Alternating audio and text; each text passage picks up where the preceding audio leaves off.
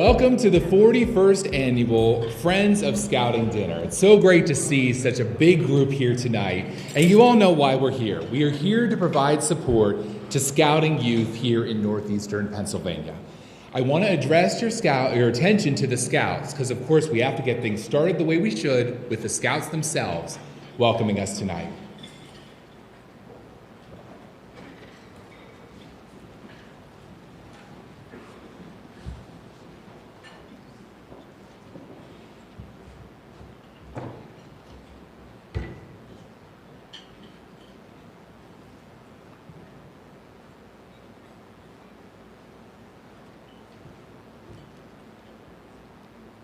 Good evening, everyone. My name is Shane McAuliffe.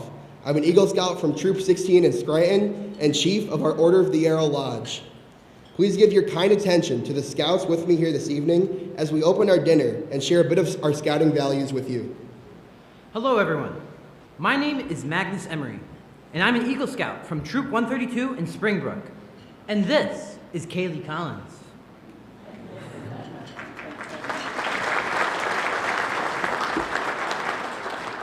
She is a Cub Scout in Pack 316 in Avoca. Please stand and join us in the Pledge of Allegiance to our great flag. Please salute. I pledge allegiance to the flag of the United States of America and to the republic for which it stands, one nation, under God, indivisible, with liberty and justice for all. 2. You may now be seated.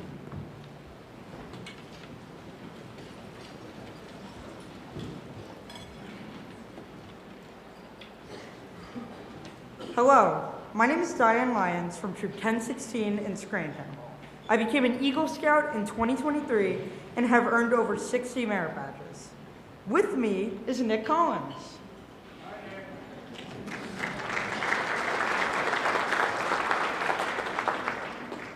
He crossed over from Cub Scouts into Troop 316 in Avoca last year and is working on his tenderfoot rank. We would now like to take this moment to share with you our Scout oath and law, the universal code followed by all Scouts. Please join in if you know them. Scout sign. On my honor, I will do my best to do my duty to God and my country and to obey the Scout law, to help other people at all times, to keep myself physically strong, mentally awake, and morally straight. Scout law. A Scout is trustworthy, loyal, helpful, friendly, courteous, kind, obedient, cheerful, thrifty, brave, clean, and reverent.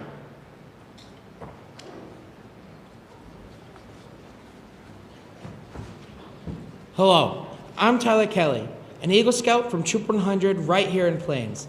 As you now know, this oath and law are not just words. They are the code we live by. They are the things we commit our lives and honor on. As members of this organization, we are extremely proud of our rich 114-year legacy of service, leadership, character, citizenship, and fitness. Hello, my name is Austin Lyons. I'm an Eagle Scout from Troop 16 in Scranton. Please prepare yourself for our invocation this evening. A Scout is reverent, and we always give thanks even when we are out camping or hiking at Camp Akahila or Goose Pond Scout Reservation. Please now bow your heads for our invocation. Lord, being in this room together tonight means that we have the ability to make a choice to affect many lives. Please give us the wisdom to always make decisions that contribute positively towards our community and choices that serve the common good. Thank you for the blessings of our community where businesses and people have the opportunity to prosper. Thank you for the Boy Scouts of America and their work in shaping the future. And thank you for the people who volunteer and support when there is a need. We are grateful for the food that nourishes us this evening. We ask you for your blessing on this gathering, our honorees, and all the friends that are assembled here. Amen. I want to thank all of you for attending tonight and your continued support for the Boy Scouts right here in northeastern Pennsylvania. On behalf of the nearly 2,000 Scouts in our council and the nearly 60 youth who earned the Eagle Scout Award in 2023, it is my privilege to turn the program back over to our Masters of Ceremonies for this evening, Mr. John Meyer.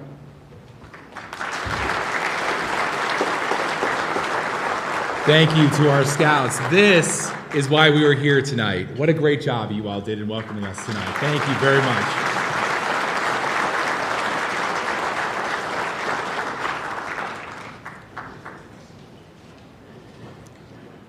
And good evening, everybody. I am John Meyer from Newswatch 16, WNEP. It's so nice to be with all of you here tonight. I was here last year, and it was an honor to be asked to come back and take part in this again this year.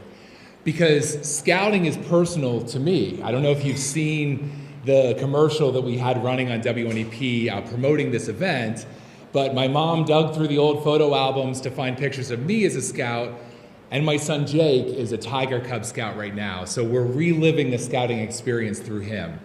And I have so many memories from scouts, and seeing the scouts that were up here tonight, realizing the memories they're making, and you think of that number that they said, 2,000 scouts in northeastern Pennsylvania. That's 2,000 scouts learning how to make an impact on our community. And that is important, and that is why we're here, because we see the value in that. I think back to when I was in scouts as a kid, and my family was all involved in it. My mom was a den mother. My dad volunteered to do as much as he could. I have so many great memories of the camping trips, the events. I have some interesting memories, too, of my mom being our den leader and taking us. We went to Camp Mountain Run in western Pennsylvania, my first time at the Cub Scout camp, sleeping out in the tent there overnight. My friend and I were sleeping in the tent, and we didn't follow the rules and snuck some snacks into our tent that were open, and we had a visitor in the middle of the night. A big black arm that came into the tent. We ran out the other side, ran to my mom's tent. Mom, there's a bear in the tent. Go back to sleep, it's nothing. That was her response. And we listened, and we went back to the tent. Fortunately, the bear rode off, and we were fine. Or there was my dad, who took us on a hike to learn survival skills out in the woods in case we were lost or something. And we were hiking through the woods, and somehow he had gotten ahead of us, then came back, and we kept hiking, and he said, if you really get desperate in the woods, you can eat just about anything. And he had poured a pile of chocolate-covered raisins along the trail and said, you can eat anything, and pointed to that. And you can imagine our look when he grabbed a handful and threw them in his mouth.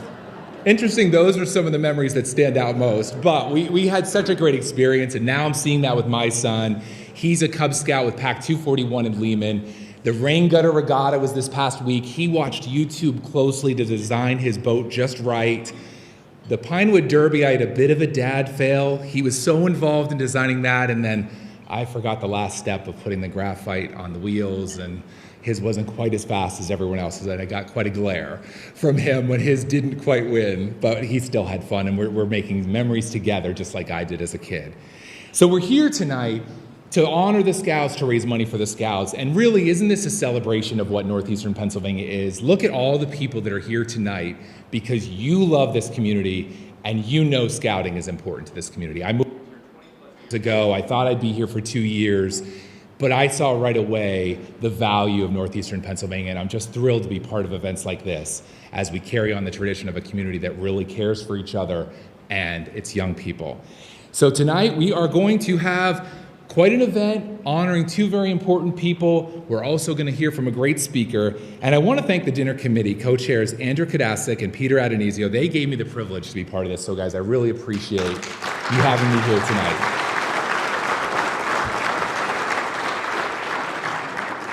You do books at your tables. I ask you to review those because they, of course, have the important list of sponsors. And we all know an event like this is not successful if there's not a lot of sponsors, and you, the sponsors, are really making this possible here in Northeastern Pennsylvania. Our Eagle level sponsor for tonight is PNC Bank. We want to thank them for the generous corporate leadership, and let's show our appreciation to PNC with a round of applause.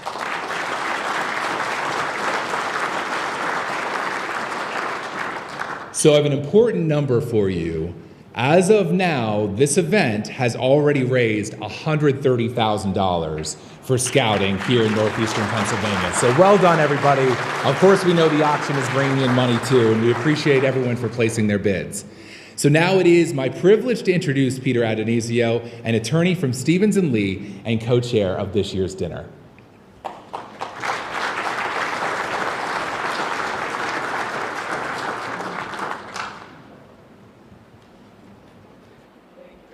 and good evening, everybody. As John mentioned, the biographies for our two honorees are in your program books, and I really encourage everyone to take the time to look at those. John Basiliga and Judge Burke are two tremendous leaders that we are extremely fortunate to have in our community here in northeastern Pennsylvania. And we'll now have a short video on John Basiliga.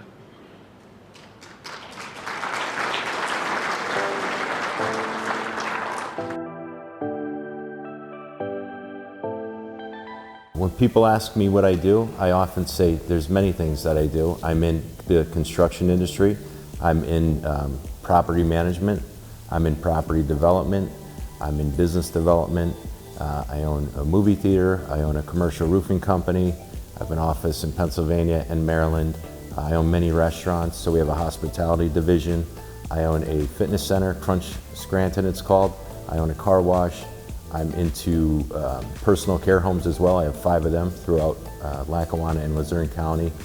I'm very busy all the time. I know John for years as a good friend and just a mutual friend that I had some real estate.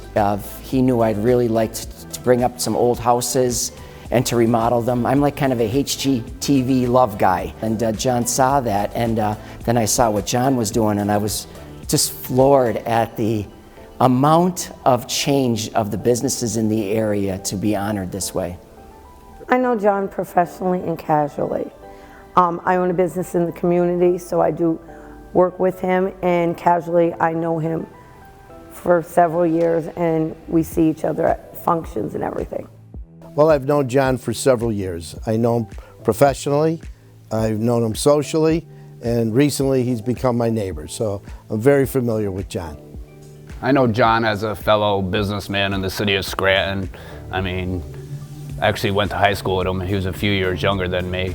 And I mean, I've just known him for a long time, and he's just a really, really amazing soul. When I was going through some really rough times in my life is when I really started to get to know him, and he gave me some amazing advice. He's just a really good guy. For me to be honored with this Distinguished Citizen Award from the Boy Scouts of America is first humbling.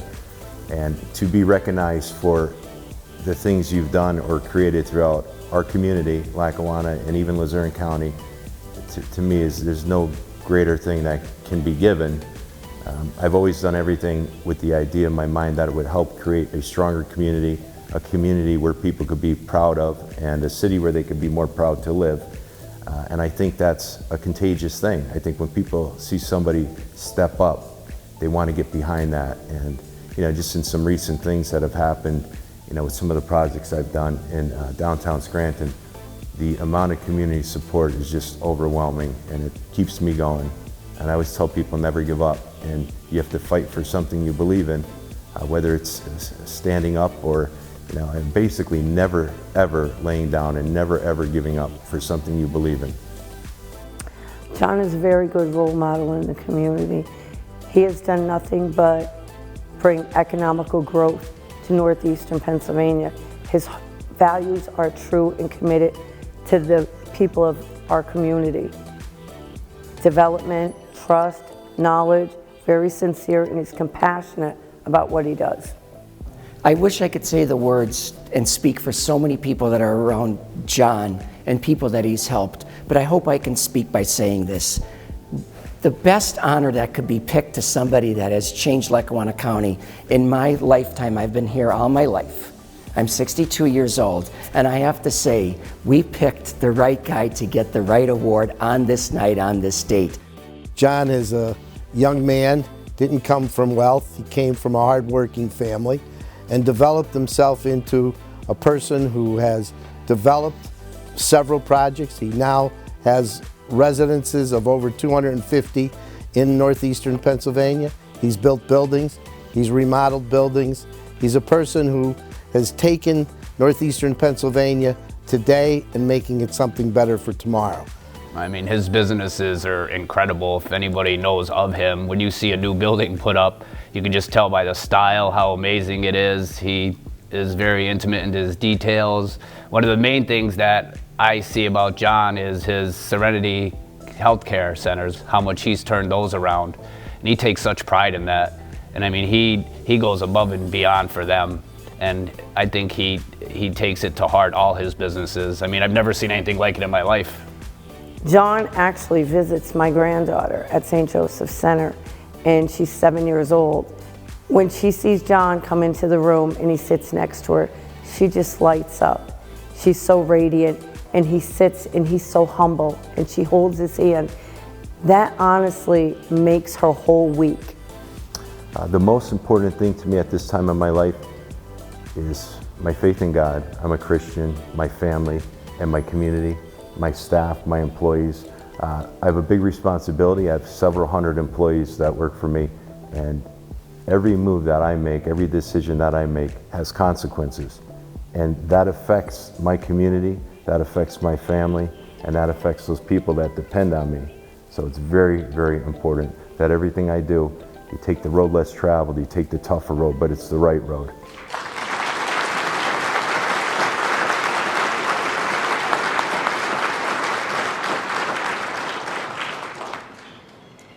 It is now my great pleasure to ask our Eagle Scouts to please escort John, Marissa, London, and Reagan to the stage.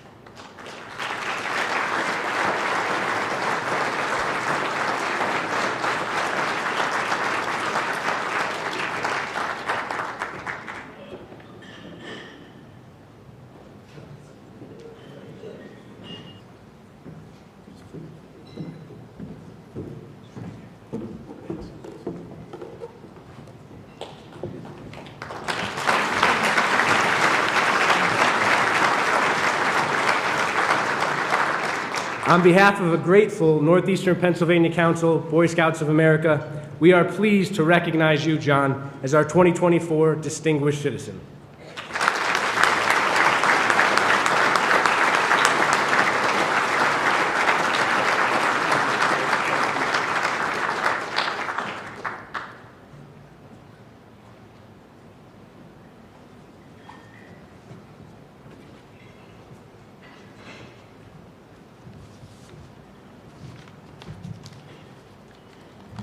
Wow, that video, I need a second. Amazing just to see that.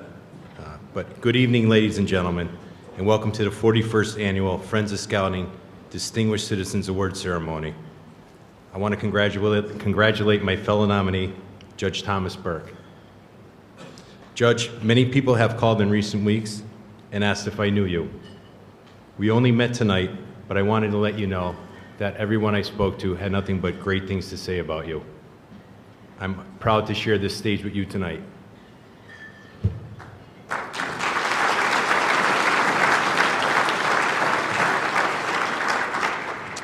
Thank you to all my friends, family, colleagues, esteemed guests, the absolute best employees and staff I could ever ask for. Most of them are over here, but thank you guys. Members of our community, all the supporters, and all those who stand behind the invaluable mission of the Boy Scouts of America. Your support exemplifies the commitment to our shared values and aspirations. Special recognition goes to Kevin Bishop, Mark McHugh, Andrew Kadusak, Peter Adonisio, our executive board, and to the organizers of this event for their impeccable coordination. The money raised at this year's event has surpassed all in recent history and rivals the most successful ever. We may even break that record tonight. Thank you, Marissa, for helping me raise the two best gifts I could ever ask for. My two babies and Reagan. Love you guys.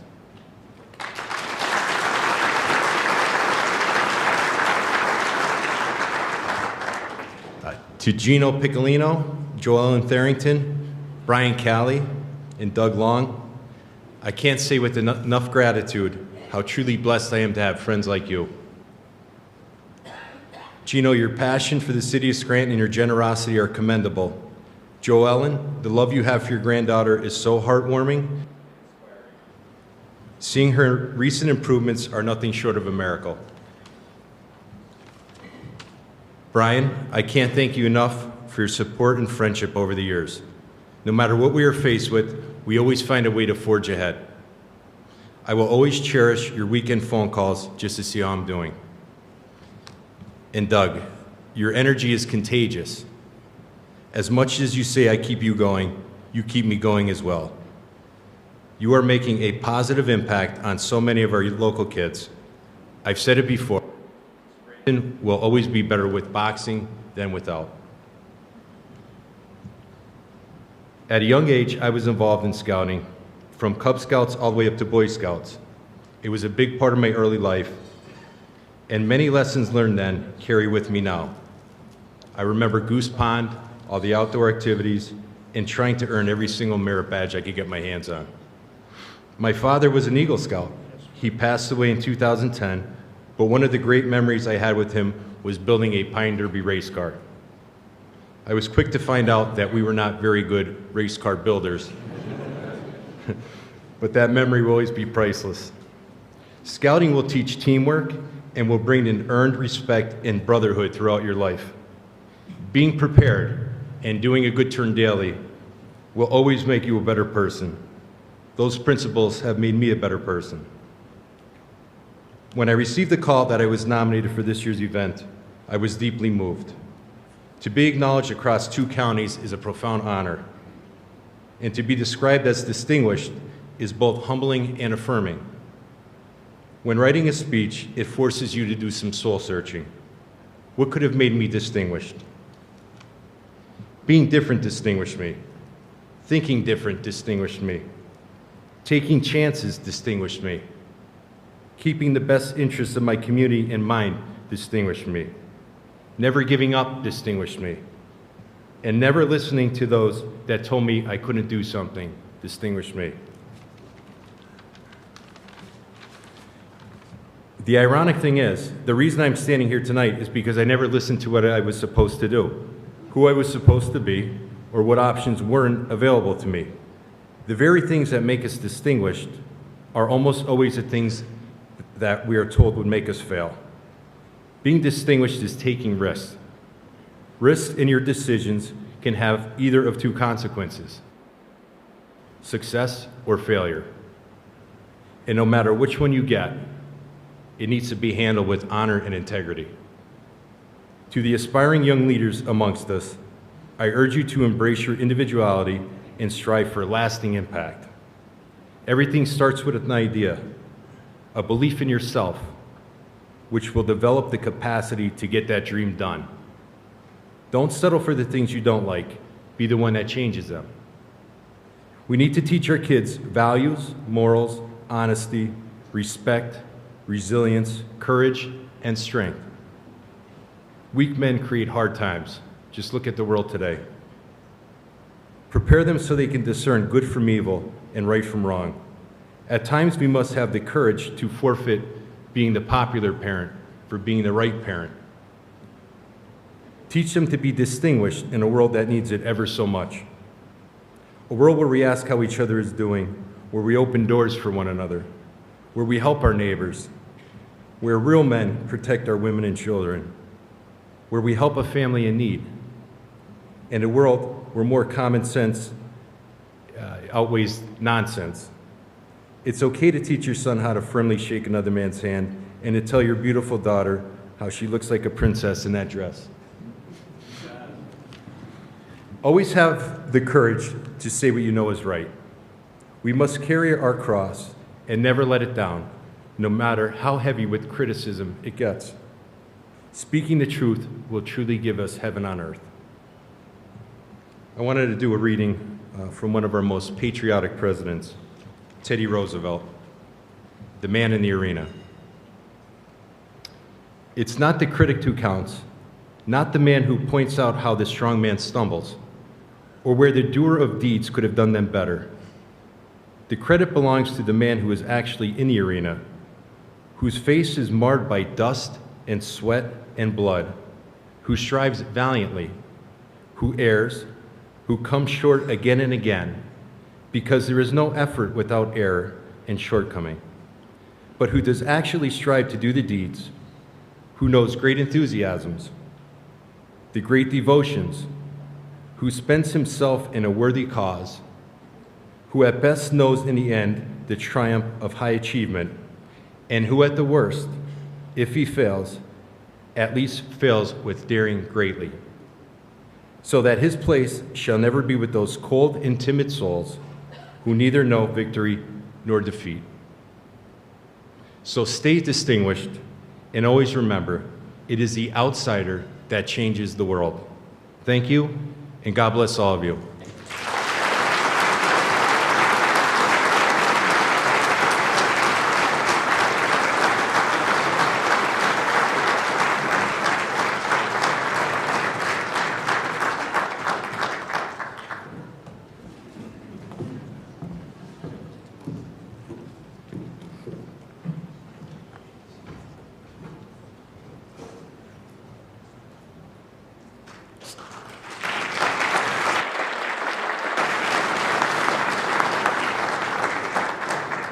It's now my privilege to introduce my fellow co-chair, Andrew Kadasik, Commercial Banking Relationship Manager and Vice President of PNC Bank.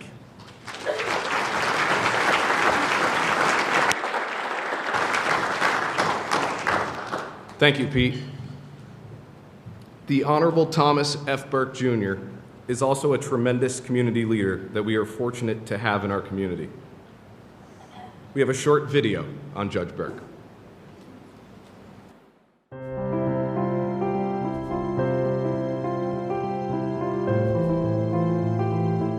Many factors. Firstly, some wonderful parentage, mother and father who were both great role models and also very supportive with allowing me to explore my interests and pursue my path. And as time went on, some wonderful teachers, coaches, role models in various walks of life, not to exclude scout leaders during my formative years. So over the course of my adult life, it carried forward where I had some wonderful role models and mentors during pursuit of my professional interests. I've known the Burke family for many, many years. The Hughes and the Burkes all come from West Pittston and Pittston area. Tom was the head of the First Bank of Greater Pittston. He was the president. My dad was the vice president of the Myers Savings Bank, which is across the street. So I would say our families have been friends for years. I met Tom Burke when we were students at Lehigh. Tom was coming down the steps of the Asa Packard Chapel on a beautiful Sunday morning, and I met Tom after both of us had just been to Mass. And I knew right then and there this guy was a winner, and lucky to meet him. Many would say that the importance or significance of an award is somewhat a function of the respect that society at large would have for the organization. And as relates to scouting, I think that we recognize in our fractured society, such as it is, that young people today need the opportunity to have good foundational values instilled in them and to be oriented in a direction that will help them grow and will help society overall. In my mind, Tom Burke is successful in whatever he touches. He couples that with complete integrity and honesty. And he's a loyal friend. I think if I ever was in a foxhole, I would like to have him in that foxhole with me. He's contributed to his country. He's served in the Army, served in Vietnam, received a Gold Star award. He's smart, and that's Tom Burke to a T. He certainly bleeds the country, God, and doing things the correct way. You know, there's a motto, I believe, of the Scouts, which is do a good turn daily. And that is exactly all about Tom Burke. Tom has helped so many people in this valley and really asks for nothing in return, no recognition. He's a public servant. He's done a wonderful job with our court system. He's a family man. He's a veteran. And just look at his resume and you'll see how many organizations he's helped in Luzerne County. My late father's example. He was a highly respected lawyer who was very involved in the community and community organizations and so forth.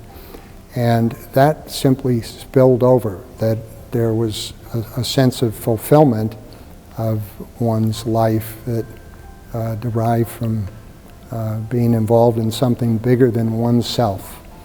And there's no amount of remuneration or anything else that could ever measure the value that has contributed back to me. Tom volunteers, first of all, with a ton of different Catholic institutions. He was board chairman of Marywood University's Board of Trustees. He's a member of the St. John the Evangelist Church in Pittston, where he lectures and served on the Finance Council. He's been on the Board of Trustees of Scranton Prep. And he also hedges his bets.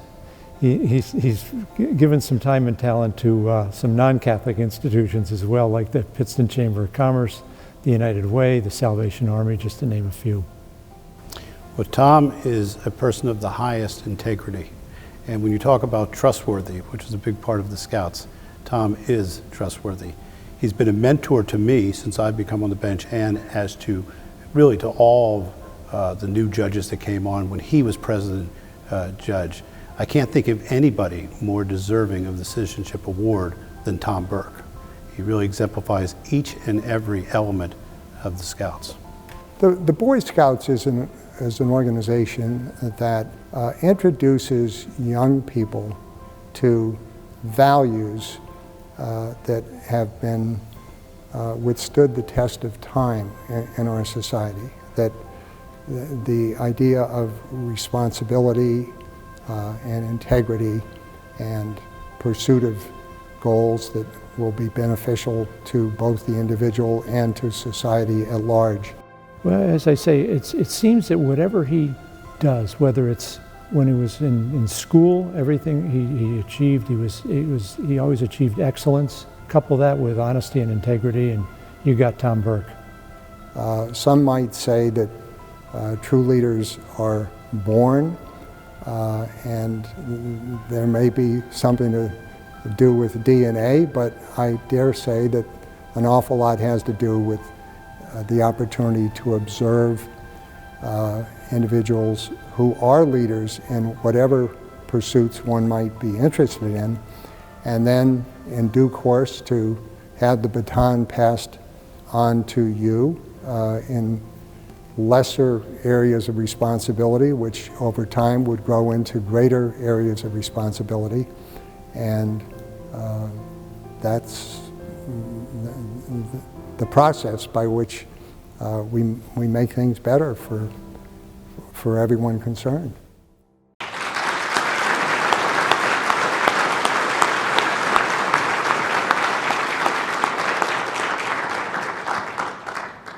It is my great pleasure to ask our Eagle Scouts to please escort Judge Burke to the stage and his wife Peggy.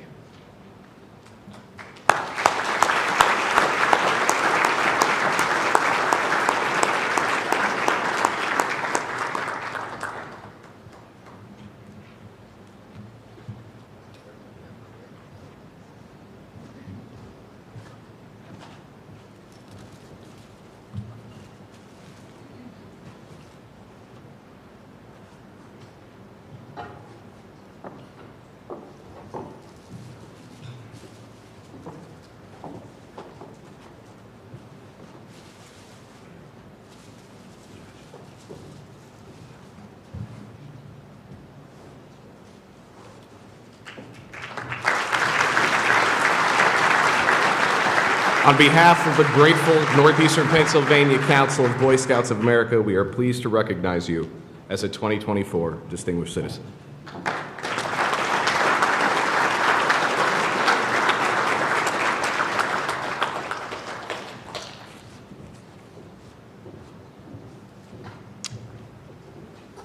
Folks, I have to say, I'm concerned.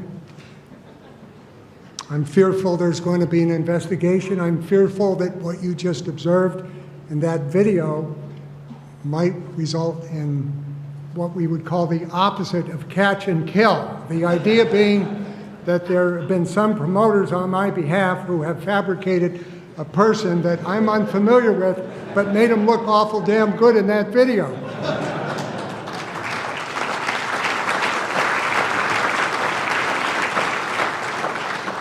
There was no mention of my academic record. I was glancing over the material with the bio of attorney Peter Anisio, whose family I've known forever, and recognized that he was first in his class at my alma mater, Villanova Law School. And I assume that means he had pretty much a straight A average. It occurred to me that if one were to average my grades together with his grades, then we would both have a B average. Peter, you've done well, and I'm so proud to see the progress you've made in your profession. And Andrew, you too are a contributor to a wonderful institution here with PNC Bank. Folks, I want to express my heartfelt appreciation to the BSA Council and the committee in charge of this event for choosing me to be an honoree. Also, I want to express my congratulations to our co-honoree, John Basiliga. Your contributions toward revitalization efforts in northeastern Pennsylvania, in a word, have been enormous. I've always believed the small businessman is the backbone of America. You're anything but a small businessman at this stage, John, but by golly, you started and you have done yourself proud. I wish you continued success.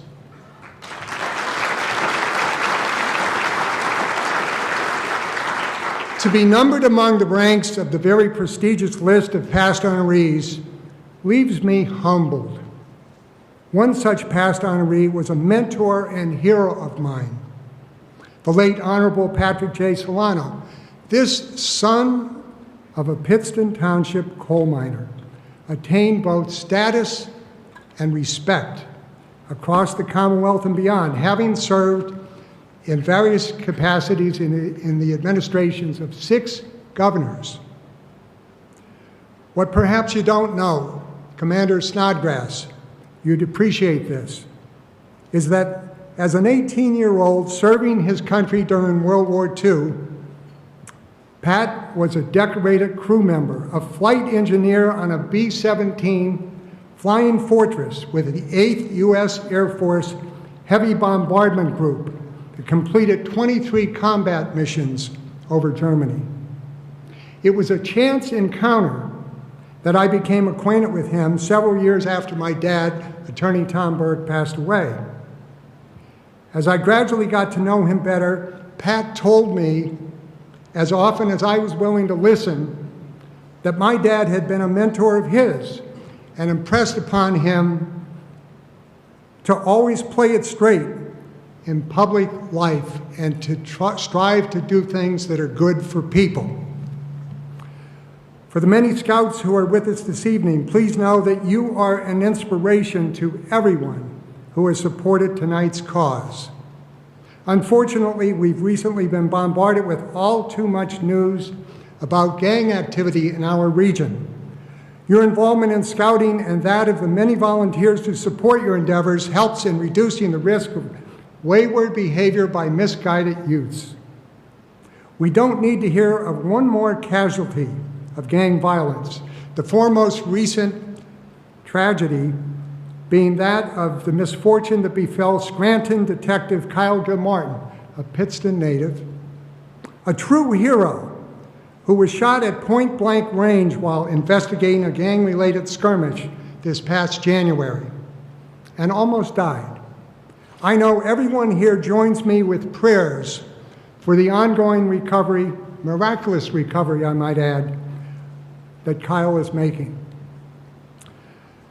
Just a week ago, I read a thank you in a local church bulletin to the Cub Scout and Scout group of West Pittston 302, wherein this, quote, great group of kids, along with other adult help, did a wonderful job cleaning up local cemeteries. This is just one example of the huge number of community-minded projects that our Scout troops take on in our region. In the words of my former pastor, Monsignor Jack Bendick, and I interject my current pastor, Father Joseph Elston is with us tonight. The words of Monsignor Bendick, life is lived forward, but learned backward. How very true. I continue to think almost every day about things that happened in my life, often years ago, and that the impact of various chance encounters has had in my life. Of course, the most impactful chance encounter was my meeting a most beautiful, intelligent, and caring gal named Peggy Neff in 1980. The rest is history. Married her the following year, and the good Lord, in his providence, blessed us with 5 children over the next 8 years. All of this happened, I'm convinced, because of the prayers of the IHM Sisters of Marywood College, who, upon meeting Peggy at a social event preceding the board meeting the next day, instructed me at that board meeting, don't come back without her. I think it was our 3rd date. And goodness, we have been so blessed and couldn't be more proud of our kids, all of whom are with us tonight, for the people they've become and the contributing members of society that they've become. Their spouses and significant others simply amaze me as well. And lastly, I can't begin to describe the inestimable joy that our 10 grandchildren have brought to both Peggy and me. I could spend an evening telling you about the fantastic things that my dear wife Peggy did, the things she initiated in our parish as a member of its Care and Concern Committee, but she'd be upset and say, no, tonight is about other matters. But I will tell you one thing, she both taught me humility and imposed it upon me. You see, when we had commenced with our marriage, she said, honey, I think I can make this easier on both of us. Suppose I will make all of the minor decisions and you can make the major decisions. And I thought that was pretty fair on her part, pretty generous, and life went on. And just this past week, as we approach 43 years of marriage, it recently occurred to me that there's never been a major decision.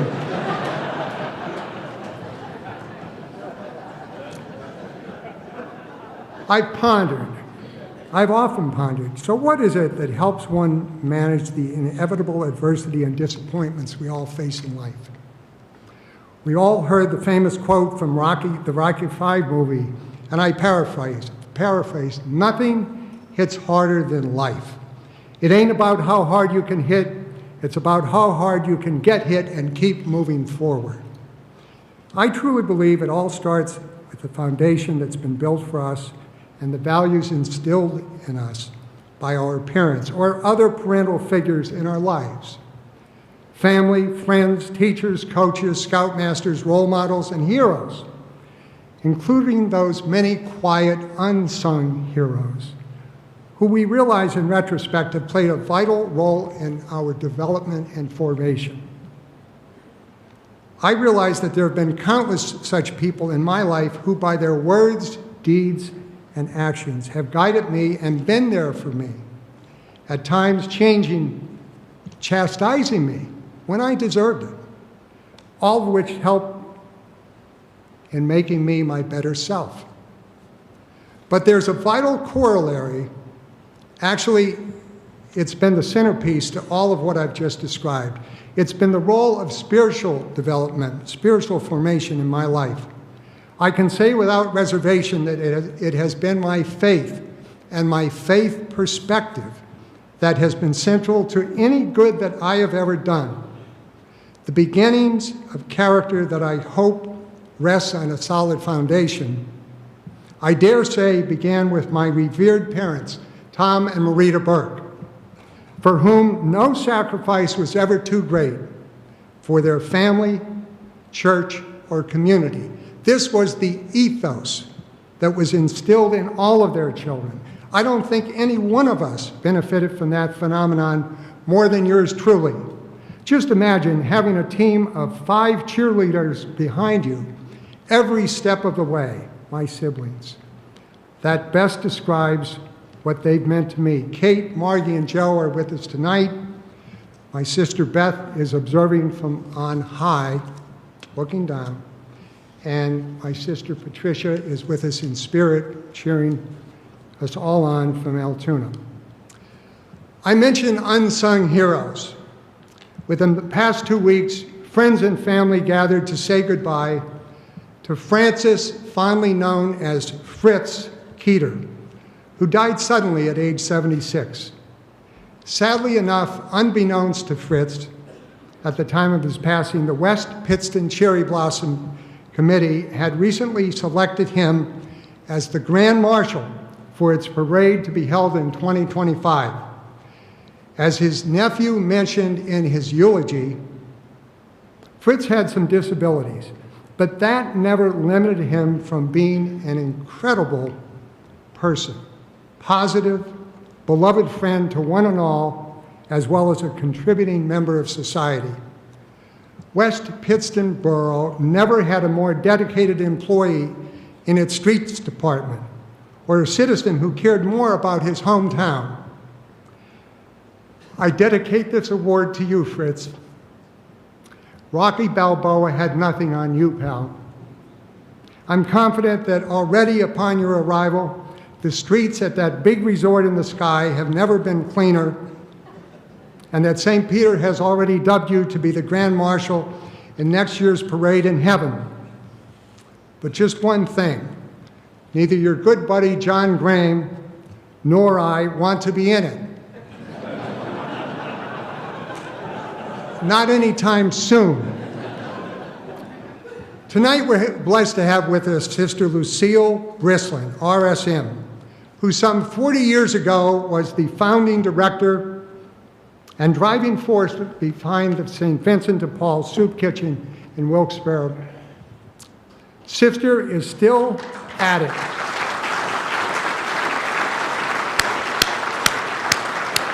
In her unrelenting quest to help those who have been left behind in our society, as is her counterpart, Sister Ann Walsh, an IHM sister, who likewise in retirement has continued to help those most in need through the Friends of the Poor organization in Scranton.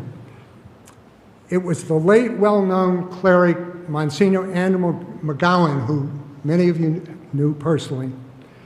Many years chaired CEO, Commission on Economic Opportunity, and Monsignor McGowan would state that the measure of the quality of life in a community is in direct proportion to the degree to which it cares for those less fortunate. Sister Lucille and Sister Ann, for your efforts and your example, which I'm sure do not go unnoticed by our scouts and the many charitably minded supporters with us tonight, we say thank you. In closing, I want to touch briefly on my professional endeavors. If there was a constant dynamic to all those efforts, it was my firm belief, which had its underpinnings in Scripture, and I paraphrase, there is much asked of those to whom there has been much given. Also, my own corollary to that, strive to do the right thing and do it well. For many years, I had the opportunity to represent clients whose confidence and trust in me I held sacred. I had great colleagues, several of whom were great mentors to me, especially during my early years of practice. In due course, I had the singular opportunity of practicing with my brother, Joe, which I will always hold dear. Beginning in May of 1998, thanks to the mentoring and support of Pat Solano and many other, whose nephew is here tonight, Attorney Joe Nocito, and many other good people well represented this evening, And indeed, the electorate of Luzerne County, I was fortunate to become a member of the Pennsylvania State Trial Court and of the Luzerne County Judiciary. I knew immediately that it was a huge responsibility, but also a high privilege, and quickly assembled the best staff possible, several of whom are here tonight. Julie Carmody, my executive secretary, my law clerks, attorneys Matt Reinert and Joe Nacito. My initial tip staff, Frank Allen, passed away, but joining us tonight is his very able successor, Sean Dusler. And I'll be ever grateful for their contributions in my support and always making me look good. Also early on, I had the best judicial mentoring that one could ask for. Judges Patrick J. Toll Jr., Hugh F. Mundy, Joseph M. Agello, all of whom I've previously described as future Judicial Hall of Famers, but not necessarily in this lifetime. On May 26th of last year, Judge Mundy began his tenure at that big courtroom in the sky. To have known him was to want to emulate him for his values and commitment to the betterment of society. The current bench in Luzerne County includes a lineup of all-stars, one of which is the current president of the council, Judge Jennifer Rogers, with us tonight. Also Judge Richard Hughes, who you heard from, and Judge David Lupus, who's with us tonight. But it's a solid group of hard workers and conscientious, ethical persons who are committed to dispensing justice in a fair and equitable manner. Also, my thanks to my dear friend, Senior Judge Carmen Menora from Lackawanna County, and my dear friend, Federal Magistrate Judge Joseph F. Saporito, Jr. I thank all of you for being here. Thank you, and God bless you.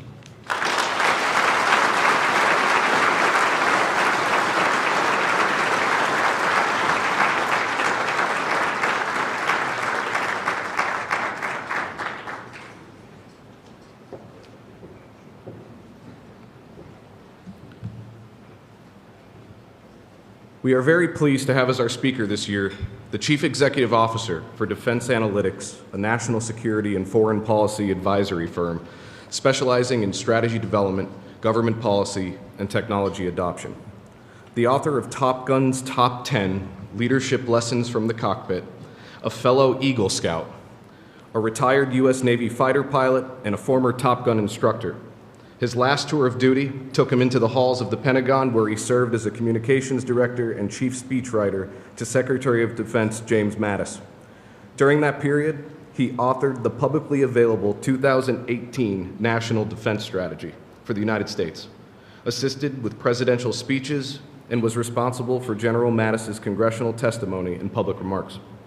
It is my pleasure to ask you to welcome our keynote speaker, Mr. Guy Snodgrass.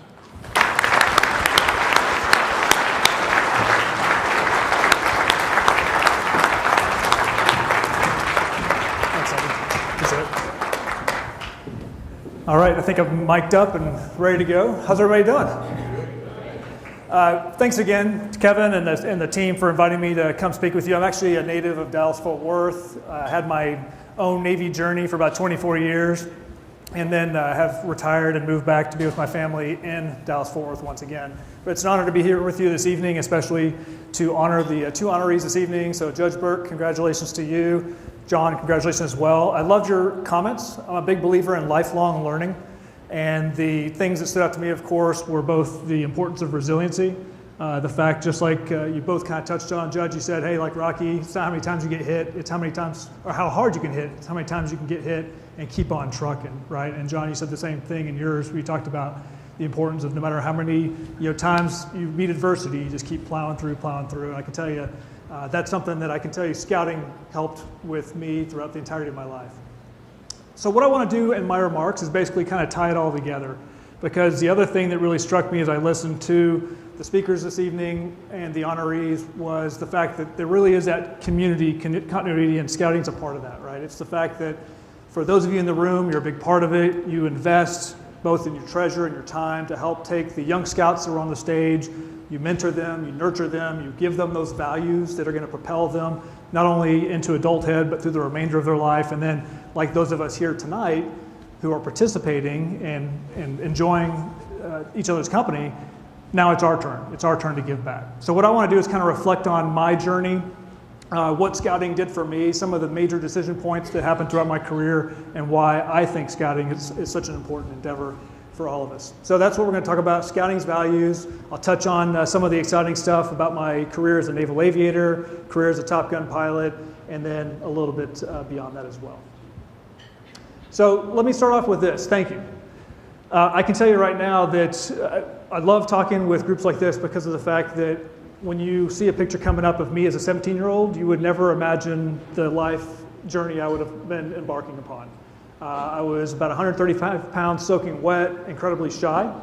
If you told my 17-year-old self that I'd be on a stage talking to a crowd like this, I would never have believed you. So the reality is, scouting and other endeavors like that made such a huge impact on me because of the things that they present to you. But those things are only possible because of those of you in this room who actively engage, once again, with that continuity, saying, hey, we're gonna mentor you, we're gonna help you, we're gonna carry you along. So thank you very much, and thank you for your time here this evening. All right, so I referenced that picture. There's me as a 17-year-old. This is in 1994. This is the time frame when I was earning my Eagle Scout. This is during the ceremony. And of course, if you would have told me then that, you know, about 20, 25 years later, this is what I would turn into, I probably wouldn't have believed it. But the scouting values are what really planted the seed. You know, I had my community, I had my church, and I had scouting. And those three were pretty much intertwined inextricably. They were all meshed together very well. A lot of people in the community were also part of my church. A lot of members of my church were part of scouting, and they all helped shape and mold me into who I became. So one of the stories that I love sharing is the fact that my dream when I was a kid growing up, I was about 14 years old, and I really, for some reason, I wanted to be a fighter pilot. I had seen Top Gun when it came out in 1986. I thought that was the coolest movie I'd ever seen in my entire life. I said, that's what I want to do. I want to become a fighter pilot, preferably in the Navy, but the Air Force would be cool too. So I wanted to do that type of pursuit. And as I was going through high school, you know, talking to the guidance counselor, they say, best of luck. I'm a mostly A's, but some B's student. I am not excelling in sports. I was a track and cross country kid. I wasn't a big standout in that endeavor. And I'll never forget, you know, I really wanted to go to the U.S. Naval Academy. And so the way it works typically is for most of us, you have to get a congressional nomination. A member of the U.S. Congress has to actually put forth your name as a principal nominee, and then that gives you kind of a point of entry to get to the school. And I'll never forget, my congressman from North Texas invited us in. You had 60 other high school students who were vying for those, you know, 3 or 4 or 5 slots to go in. And they had a panel that were going to be judges for each of us. And so you had a panel for West Point, and you had a panel for Air Force Academy in Colorado Springs, you had a panel for the Naval Academy. And so they kind of racked them in that order. I went and saw the West Point panel, no interest at all. Air Force panel, lukewarm interest. And I remember feeling fairly dejected. You can just sense I wasn't doing well in the interviews. And so the very last interview of the entire day was with the Naval Academy. And the first thing that the panel wanted to talk about was they looked at my kind of bio on my stat sheet and said, hey, I see on this stat sheet that you are an Eagle Scout. Yes, sir. I see also that you attended Philmont High Adventure Camp, and while you're there, you're a trail leader. So tell me about that. Tell me about your leadership experience. And so that made all the difference because, again, you look at my grades, you look at some other things, wasn't going to carry the day. They loved the fact that there was some, you know, a seed of leadership in there, and there were the values that scouting had provided, the fact that you'd risen through those ranks to become an Eagle Scout. So made a huge difference at the beginning of my career. Never would have been able to embark on the path and the dream I wanted without being an Eagle Scout. The next major touchstone for me was actually attending the U.S. Naval Academy. I mentioned my dream had been to be a fighter pilot. And whenever you are basically transitioning from your junior year to your senior year, you have to start picking the pathway you want. So I said, I want to be a naval aviator. So you have to do a battery of physical tests. And I'll never forget getting hooked up to, you know, an EKG, standard pro forma stuff, and the machine kind of makes some weird beeping noise. Corpsman looks at me and says, that's weird, let's run that again. You know, ran another EKG and made the same beeping noise. He's got a concerned look on his face. He says, let me go grab the doctor, don't move. And I'm joking, I'm like, why? I might die? He's like, you might. So he goes and grabs a doctor, they come in. I've got this undiagnosed condition called Wolff-Parkinson-White. Ironically, if they'd caught it on my entrance exam for the Naval Academy, once again, I never would have been able to attend the school in the first place. So there was a little bit of providence in that as well. But I'll never forget, again, you talk about the values that scouting espouses, right? You know, caring for others, doing a good turn daily, looking out and being an active part of your community. You know, how can I help you? Putting service before self. And so when the doctor tells me that I've got this heart arrhythmia called Wolff-Parkinson-White, they say, hey, you know, being an aviator is probably not in your future. But there's other pathways you can take, you know, stuff that you might want to do. So I remember being incredibly dejected, and someone who I'd gotten to know, the receptionist at the on-base hospital, you know, said, what's going on? Why do you look so dejected? And I shared the story with her, and she's like, well, why are we giving up? You know, let's get you a medical consult. Let's send you to Bethesda Naval Hospital in Washington, D.C., see if a cardiologist can take care of you. I go to Bethesda, cardiologist says, why are you wasting my time? You're a college student, we don't, you know, this is not life critical, this is not something I care about. And so went back to the Naval Academy, gave her the news, she's like, well, we're not stopping there, we're sending you to Walter Reed, you know, military hospital, also in Washington, D.C. And of course, I get a cardiologist there who I swear looked like Doogie Howser, he's about 35 years old. And this was a Friday, and he said, hey, here's what's going on. It's easily curable. Can you come in Monday? We'll do a RF ablation on your heart, and you'll be good to go, right? So I always think about that, and I think about her because of the fact that she could have easily seen that situation develop and just said, well, I'm sorry, you know, that's the breaks, but she didn't, right? So like those of you in this room, you know, there's always those opportunities where you can make a tangible difference in someone's life, and certainly I never forgot it. All right, so on to some of the aviation-styled stuff. Well, I think when most people think of fighter pilots, this is what you picture, right? It's that one guy, it's that one gal who is sitting in the cockpit of a fighter plane, and they're going off. They're launching into the wild blue yonder, they're conducting their mission, they come back and land, they kind of repeat that cycle. The reality is, you know, you've got that one person in the cockpit, but it's a whole huge team that helps to enable what you do. So once again, you think about those values that scouting provides at a very young age, those pay off huge dividends whenever you enter into a career like I had, because really this is what you're looking at. This is the reality of the situation, right? So you had me in that cockpit, but you had 4,500 men and women from all across our nation who've been brought together in common purpose. We deploy together on a nuclear-powered aircraft carrier. There's only about 11 of these in the entire U.S. arsenal, so it's a very, as we call it, a high-demand, low-density asset. You've always heard the president always ask, where are the carriers during a major conflict? So that's what we would deploy on. And you've got people there who are doing everything else but flying. They're doing 4 meals a day for 4,500 people. You've got people doing administration. You've got all these functions going on. If you've never seen an aircraft carrier, this is what you're looking at. It's what we call the bow-on view. It means the head-on view of the carriers that's coming at you. There's the flight deck, which is that flat surface at the top. You've got all the jets, typically as we're transiting around the globe, that are arrayed on the top of the aircraft carrier. And then you've also got the superstructure. It's called the island. It's on the left-hand side of that slide. That's where the captain of the ship sits. That's where the air boss, as we call them, reside for control of the air operations. But all of those people have to work together as a team in order to make it possible for someone like myself to actually go and conduct aerial missions. So if you...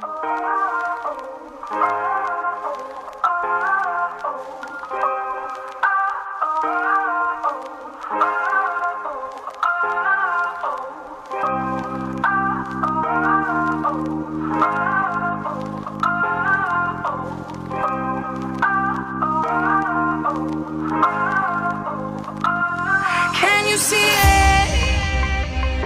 The worst is over. The monsters in my head are scared of love. Finding people, listen up. It's never too late to change your love. So don't let them steal your life.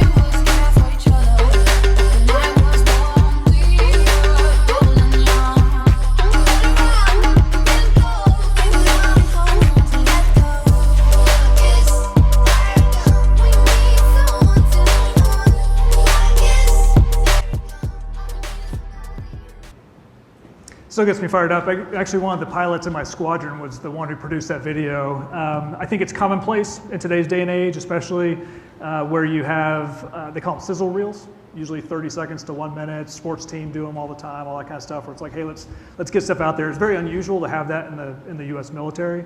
And I'll never forget one of our brand new pilots came in and said, hey, Skipper, that's what you call the commanding officer. Hey, Skipper, we got this great idea. We'd love to do a sizzle reel for the squadron, for the air wing. And so they pulled that off in their free time, which I think is pretty neat. The other element, so we talked about scouting, making a huge impact. The other element, of course, in my personal trajectory was the opportunity to be nominated and selected to be not only a graduate from Top Gun, but then subsequently a Top Gun instructor as well. So it may be a stretch. Has anybody here ever seen Top Gun the movie? Yeah, you heard about it at least? Okay. So, obviously, for those of us like myself, the time frame I served, the 1986 original was kind of the classic and drove a lot of us towards wanting to fly planes. And then, of course, I guess a year or two ago, you had the Top Gun Maverick. We always joke about them in uniform, but at the same time, I mean, it's been a great recruiting tool and getting people aware with what we do. But Top Gun was phenomenal because just like scouting, just like those community leaders I talked about, it's all about values. It's all about sharing with you those fundamental tenets for what does it take to be successful. How do you navigate challenges and then continue to find your way through toward successful outcomes? The other question I get a lot is Top Gun really a thing? Because we know Hollywood's kind of glamorized it with this movie, but the answer is yes. Top Gun was formed, from the crucible of war. It was back during the Vietnam War era. And so what we found was that putting airplanes on ships was a really unique function. It hadn't been seen a lot throughout history. Suddenly we started doing it in World War II. The U.S. was really good at it.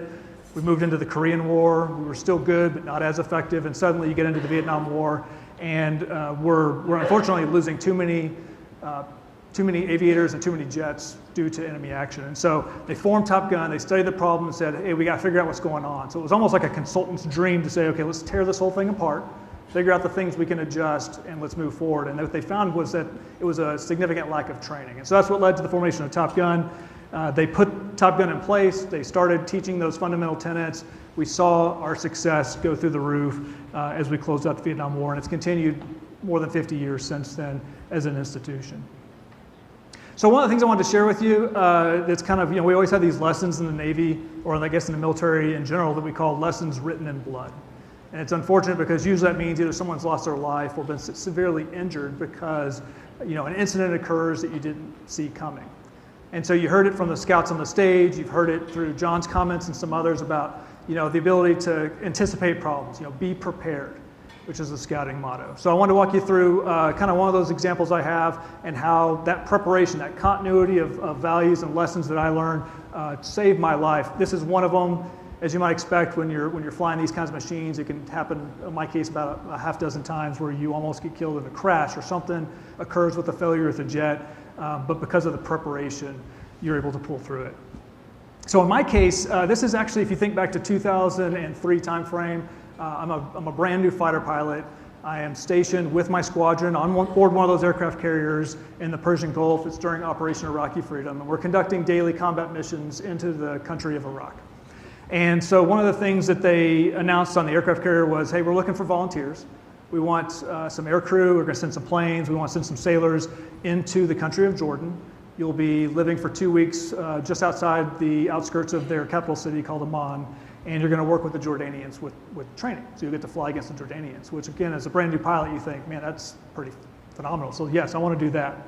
What you're seeing right here, this is a picture of a Jordanian F-16. The United States actually manufactures this plane. We sell it to some of our allied nations around the world.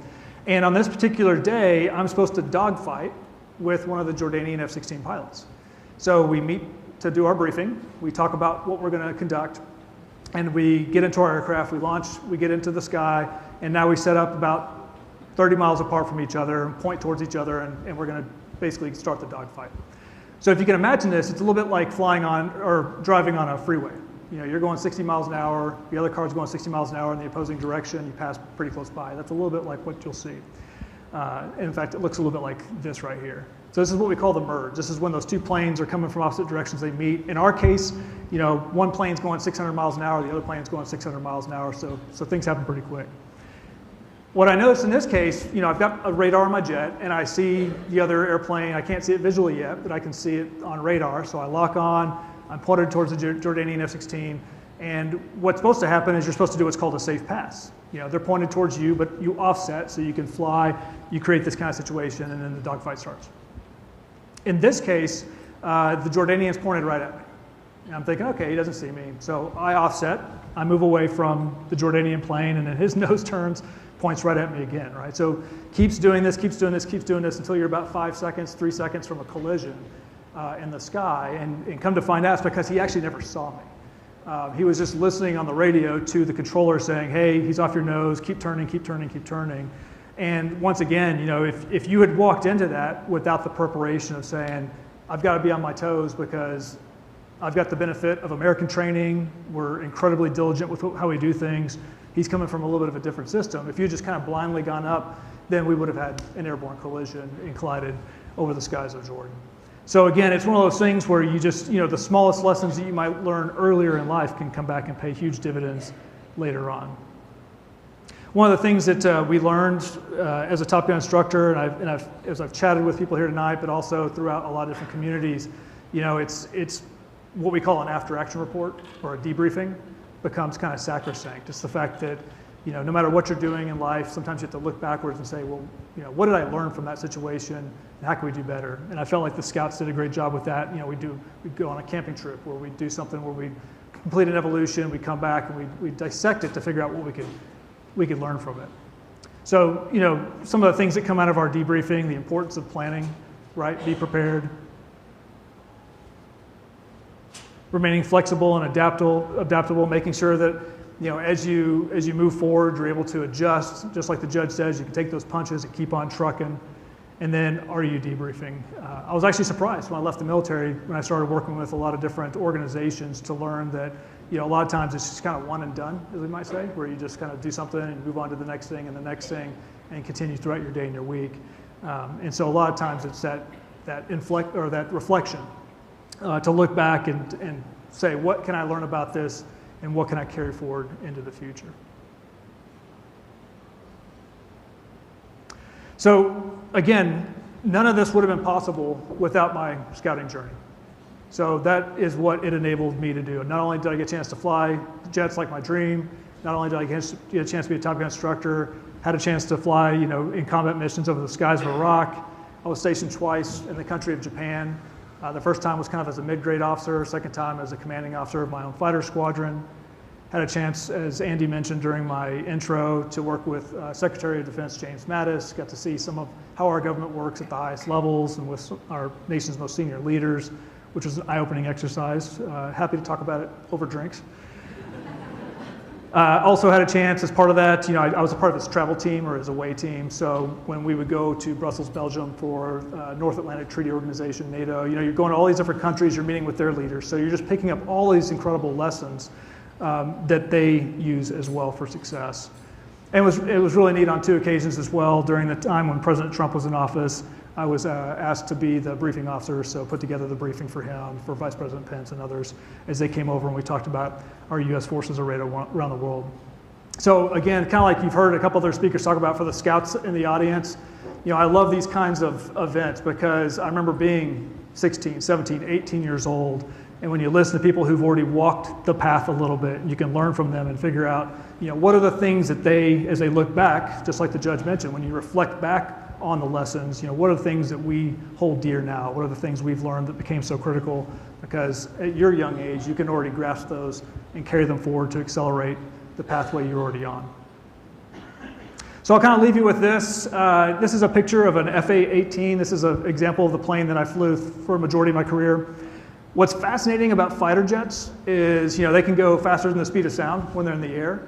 Once you get them on deck, there is no reverse. So when you land on board a flight deck of an aircraft carrier, you have to get off the flight deck because you're landing a plane every minute, on the minute, a plane lands. So you have to clear the flight area and park the aircraft. And usually they'll have a tractor that has a tow bar attached to it, and they'll hook it to the nose of your gear, and they'll push you back into place. But I love this picture because it talks about teamwork.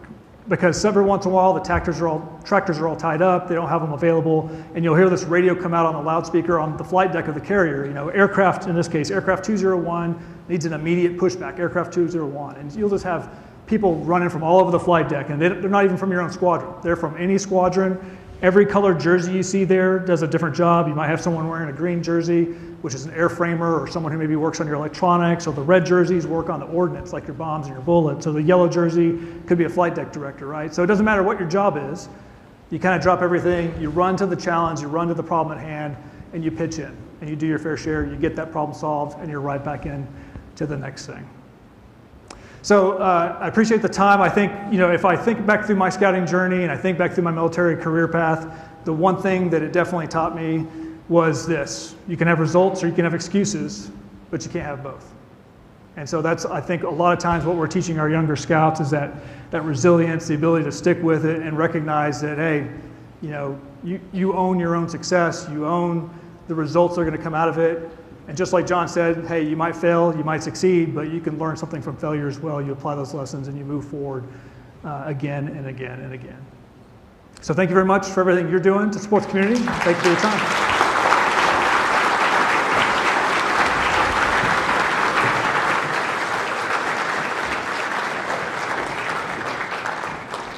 Guy, thank you so much for that inspirational speech and for your presentation. And we do want you to come back up. And we also want to bring up the president of the NEPA Scouting Council, Judge Jennifer Rogers. She has a special presentation for you.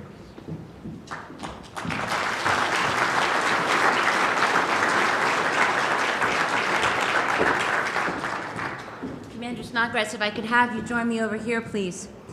It is with great pleasure that I award you a campership certificate, which will enable an underprivileged youth to attend camp in your honor. As an Eagle Scout, I'm certain that you understand the value, and I hope it has great meaning for you. Thank you so much, Commander Scott.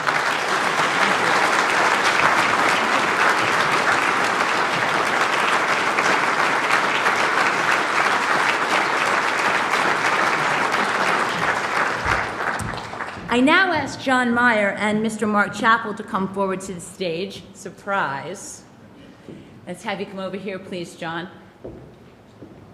And Mark Chappell has done something equally remarkable. He has used his handicraft to make you your own walking stick. And note, it is the right height. So, John, please accept this token of our appreciation, handmade by Mr. Chappell, as thanks for all that you have done tonight and for your efforts leading up to tonight's dinner. Thank you, John Meyer.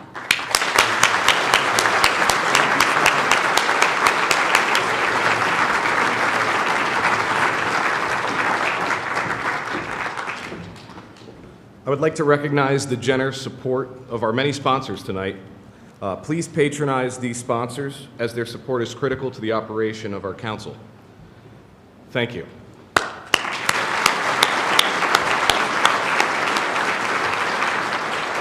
This event took many volunteers to be a success. I would like to ask our dinner committee, council staff, Diana and Gloria from American Asphalt, and of course, John Meyer from WNEP to stand and be recognized. Thank you all for your support. Please stand. Please stand.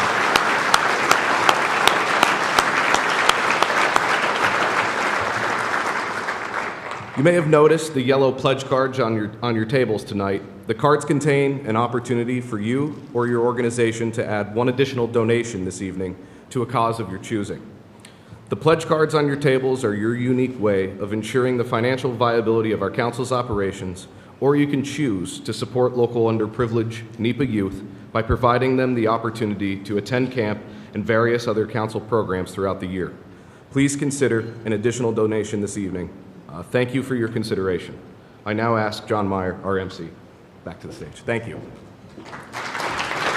Thank you. And wow, this is really something. And I don't know if you know, I do a segment for WNEP called On the Pennsylvania Road, and you, sir, are going to be a subject of this statement or this segment because that is beautiful.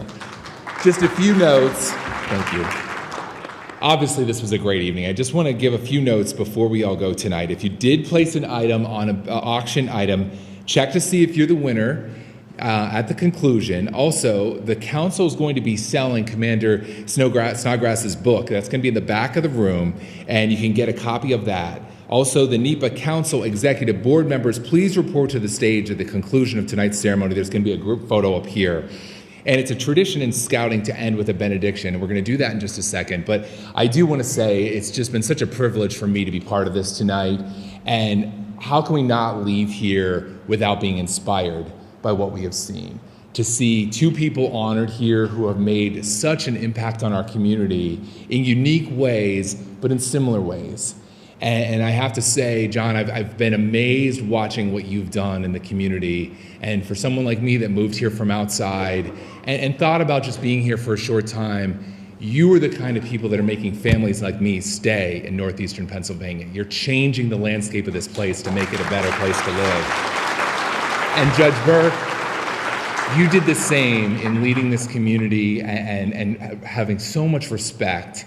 I interviewed Judge Burke at one point, and a lot of times judges don't give interviews to the local news, but it was during a challenging time in Luzerne County. He saw it was important, and he gained the confidence of this county and the community. You already had it, but you certainly led us through troubling times, and we appreciate you for that. Obviously, we're in a room full of people that see the value of scouting and see how the 2,000 scouts in northeastern Pennsylvania now, and that is a growing number that we want to see grow. But those scouts are learning from all of us the importance of caring for our community, loving our community, and making northeastern Pennsylvania the best it can be. There's only good times ahead when we see the next generation coming up. So thank you very much. We are now going to welcome up Shane McAuliffe and our bugler, Brennan Hubler. They're going to come up and lead us in a benediction and close out this dinner. Thank you all very much.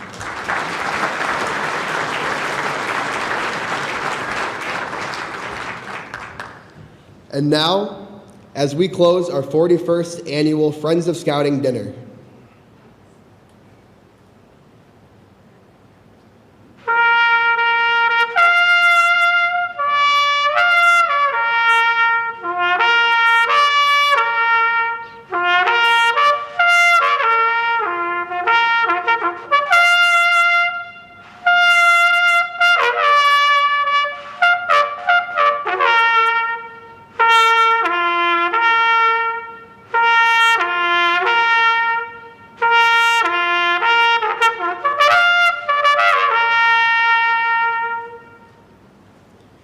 may the great Scoutmaster of all true Scouts be with us until we meet again. Ladies and gentlemen, drive safely, and thank you for attending, and I hope to see you here again next year.